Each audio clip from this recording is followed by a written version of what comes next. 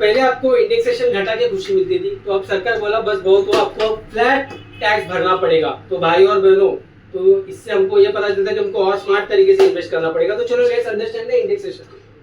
तो बिफोर 2025 आपको 20% टैक्स भरना पड़ता था with indexation adjusted, and after 2025 new tax regime आपको 12.5% विदाउट इंडेक्सेशन टैक्स भरना पड़ता है। तो आपको यहाँ पे लग रहा है अरे सरकार ने तो 8% का मेरा टैक्स का मुआवजा कर दिया, मतलब बेनिफिट कर दिया, बट ऐसा नहीं है। तो इसको हम एग्जांपल के थ्रू समझते हैं। अगर 2019 में मैंने कोई चीज इन्वेस्ट किया है जिसका वो टाइम पे वैल्यू था 1 लाख रुपया, और जब मैं वही सेम चीज को जब सेल कर रहा हूँ तो मुझे 2023 में 4 साल के बाद उसका वैल्यू आ रहा है 1,50,000। तो आप लोग यहाँ पे जो 50,000 का प्रॉफिट कमा रहे हो, अगर मैं बिफोर 2025 के टैक्स के हिसाब से जाऊँ तो यहाँ पे वर्ड है इंडेक्सेशन। तो ये इंडेक्सेशन का मतलब है कि ये जो बाइंग प्राइस था 1 लाख, जब इन्फ्लेशन बढ़ती, इन्फ्लेशन तो बढ़ ही रही है, तो ये 1 लाख की वैल्यू आपका 4 साल के बाद 1 लाख नहीं होगा, वो आपका अज्यूम कर रहा हूँ कि मैं 1,25,000 हो रहा है।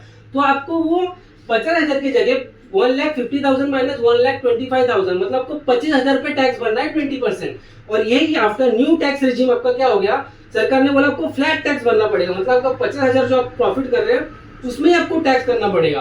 तो ये उसका अभी विदाउट इंडेक्सेशन का मतलब। तो चलो let's understand more such crisp videos and interesting video with ROI engineers. Thank you.